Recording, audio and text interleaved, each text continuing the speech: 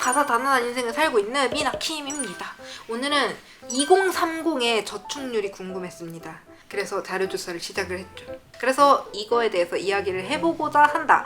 플러스 여러분들의 저축률이 궁금하다. 히히, 그래서 이 영상을 찍는 거다. 그래서 이야기를 해보자면, 제가 이제 처음에는 2030이 저축을 어느 정도 하는지 궁금해서 자료를 찾는데 한국은행 통계였는데 가계 순수입과 가계 순저축, 가계 저축률이라는 차트를 찾았어요. 근데 이거 차트 보니까 가장 밑에 있는 저축률을 봐야 우리가 퍼센테이지를 알 수 있거든요. 퍼센테이지를 봤을 때 2022년도가 9.1%, 21년도가 10.6%, 20년도가 12.4%란 말이죠. 그럼 이것만 따지고 봤을 때 어쨌든 최소 10%는 해야 될 평균치가 아닐까라는 생각을 했어요. 하지만 이 통계 같은 경우는 모든 국민의 저축률과 저축 금액이기 때문에 이걸로 2030을 따질 수가 없잖아요. 그래서 통계 자료를 또 뒤져봤죠. 이제 전 국민의 소득을 찾아왔습니다. 2023년도 4월 자료가 제일 최신이거든요. 이거 보면은 소득이 466만 1739원이에요. 이게 39세 이하, 그러니까 2030의 평균 소득치인 거지. 이게 평균치인 거지. 근데 이게 또 여러분들 그게 있어요. 나는 뭐 400이 안 되는데 이게 어떻게 평균이에요? 할 수 있는데 여기 위에 보면은 가구 원수라고 있어요. 가구 원수가 1.96인 거 보이죠?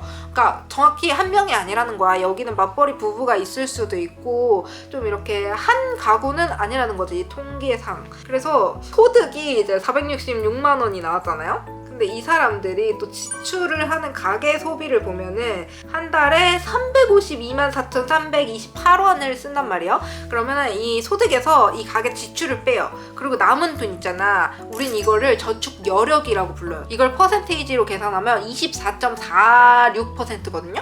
그러면은 최소 내 월급의 24%는 저축을 할 수 있는 여력이 있다. 근데 선생님, 혼자 살면은 얼마나 저축할 여력도 없고, 여러분 이거는 도시, 농촌 다 포함된 거 아닙니까? 이렇게 여유 없습니다 할 수 있잖아. 그래서 내가 궁금해서 도시의 율을 봤다? 도시에 사는 사람들은 소득이 어느 정도 되고 지출이 어느 정도 되는지, 진짜 그 지출이 많아져서 저축 여력이 주는지가 궁금한 거야. 왜냐면 이 사람들은 돈은 더 벌 거 아니야, 시골보다는. 그래서 이걸 딱 비교를 해봤지. 또 비율로 빼봤지. 그랬더니 도시에 사는 사람 소득이 458만 원이거든요? 지출이 348만 1828원이야. 그래서 458만 원에서 348만 원 빼면 110만 원입니다. 그럼 퍼센테이지로 따졌을 때 22%인 거야, 저축 여력이. 그럼 이 말은 즉 뭐냐, 평균값이 더 높잖아요. 그럼 농촌이 저축 여력이 더 높다. 그렇기 때문에 실제로 도시가 이렇게 남는 게 조금 더 없는 것 같다라는 그 판단이 나온다.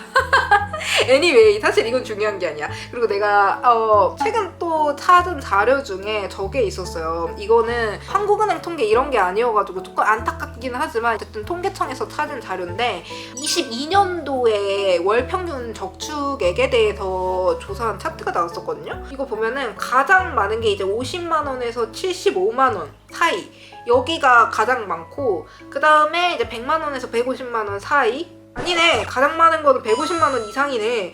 미쳤나봐. 어떻게 저렇게 많이 저금해? 내 생각에는 150만 원 이상 저축 가능한 집은 이제 맞벌이 또는 지방 같은 데는 사실 부모님 있고 자식까지 있어서 셋이서 살면은 그만큼 또 셋이서 돈을 버는 사람이고 거기서 또 저축을 하게 되는 거잖아. 그리고 서울 친구들도 보면은 왜 캥거루족이라고 하잖아요. 집 밖을 안 나가는 이런 친구들은 저금을 진짜 많이 해요. 거의 월급의 대부분을 저금을 하는 것 같아, 이 친구들. 그리고 특히 기숙사 사는 친구들은 진짜 저금 많이 해. 그런 애들 많긴 합니다. 근데 이게 조금 안타까운 게 월 평균 저축액이 조사가 된 게 맞는데 이 통계 자료에서는 가구 원으로 기준이 됐는지 나이로 기준이 됐는지 이런 기준점이 조금 명확하지가 않아요. 정확하지 않은 자료라서 가져오지 않으려고 했지만 혹시 금액적으로 궁금하실 분이 있을까 해서 추가적으로 가져오긴 했어요. 그래서 어쨌든 저는 이 금액적인 것보다 궁금했던 게 퍼센테이지였거든요. 그래서 나도 내 가계에 내가 얼마큼 저금을 하는지에 대해서 궁금해서 금액을 이렇게 계산을 해봤어. 저 같은 경우는 얼마큼의 저금을 하고 있냐 하면 순수 저금이라고 하죠. 저는 이제 노란우산 공제라고 퇴직금처럼 들어가고 있고, 그리고 매달 적금이 들어가고 있고, 주택 청약이 들어가고 있고 해서 이 저금만 따지고 보면은 이 순수 저금이 6.75%더라고요. 정말 저금을 안 한다, 나는 진짜 개쓰레기다 라는 생각을 했지. 그래서 이제 또 내가 계산을 때려버린 거야. 그럼 나의 저축을 할 수 있는 저축 여력은 몇 %인가 하고 이제 내 수익에서 빼고 이렇게 계산했어. 그랬더니 저축 여력이 44.25%가 나온 겁니다. 44.25%를 저금할 수 있음에도 불구하고 6.75%만 저금을 하는 당신은 도대체 37.5%를 어디다 사용하십니까? 이 37.5%에 대해서 해명하겠습니다.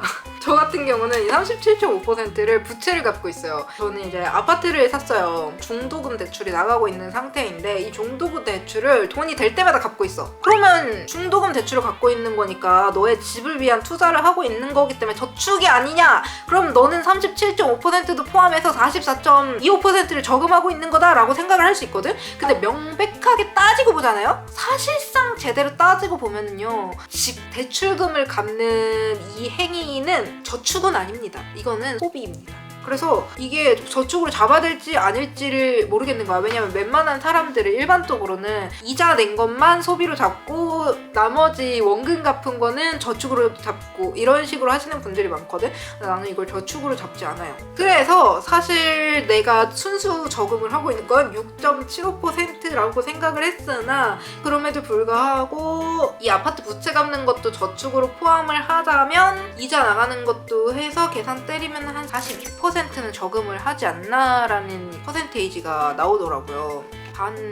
좀 못되게 저금을 하는 거죠. 그래서 저는 이 정도의 저금을 하고 있는데 이게 좀 그렇더라고. 저 같은 경우는 가계부를 항상 쓰고 있고 어린 시절부터도 용돈기 입장을 굉장히 일찍부터 썼던 친구여서 이렇게 조금 내가 어느 정도를 저축을 하는지, 내가 어떻게 소비를 하고 어느 면에 어떻게 소비를 하고 있는지에 대해서 알고 있어. 근데 이걸 모르고 있는 사람들도 굉장히 많더라고. 그리고 그냥 어플리케이션에서 정리가 되잖아요. 요즘은 토스 이런 거 쓰면.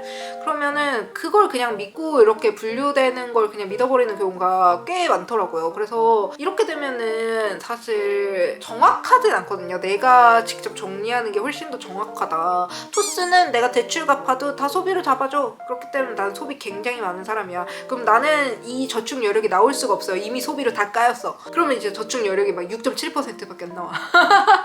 그렇다는 거죠. 그래서 사실 손으로 이렇게까지 자세하게 가계부를 적는 사람이 많지가 않잖아요. 그래서 그거는 힘들지 몰라도 카드값 한 달에 얼마 쓰고 막 그런 건 아니까 자기 버는 거에서 카드값 쓰는 거 빼고 그 전체에서 몇 % 비율이 저축 여력이 나오는지, 그리고 본인이 실제로 저금을 하고 있는 거는 몇 %인지 이걸 비교를 해봤을 때 조금 여러분들이 더 저금을 해야겠다라는 그런 경각심이 들 수도 있고, 이번을 계기로 나의 가계를 한번 되돌아볼 수 있는 기회가 된다라고 저는 생각을 하거든요.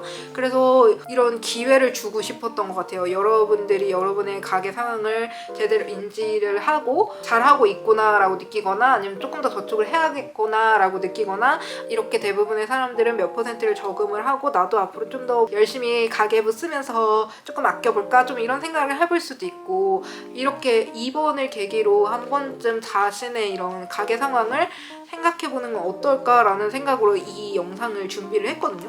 사실 이 영상을 정확하게 준비하게 된 첫 번째 궁금증은 뭐였냐면, 정부에서 통장 이런 거 많이 나오잖아요. 청년을 위한 통장, 희망 적금 막 이런 거 되게 많이 나오잖아. 근데 나는 궁금한 거야. 청년이 이걸 들 수 있다고? 사실 이게 되게 궁금했어요. 왜냐면 나 같은 경우는 29살 때까지 돈이 없었거든요. 야, 먹고 죽을 돈도 없는데 당장 5만 원도 막 부족하고 당장 돈 10,000원이 없어가지고 굶는 처지에 저축할 돈이 어디 있다고 청년한테 저렇게 저축을 시키는 저런 통장을 만드나, 저 정책이 정말 필요한 정책인 걸까, 이런 생각을 했어. 그래가지고 궁금해서 2030의 저축률에 대해서 찾아보게 된 거예요. 왜냐면 그걸 이걸 실제로도 깨는 사람들이 최근에 굉장히 많아졌다라는 기사까지 떴잖아? 나는 그 전부터 굉장히 의심이 많이 됐었거든. 내가 20대일 때부터 이걸 누가 들 수 있어? 라는 생각을 굉장히 많이 했어. 나는 못 드는 상태였거든. 그래서 되게 이제 궁금증이 많은 정책 중 하나였는데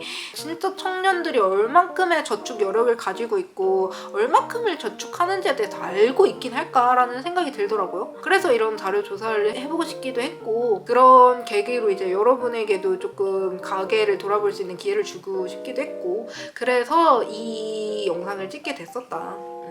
오늘의 영상은 여기까지. 영상이 좋았다면 구독, 좋아요 눌러주세요. 안녕.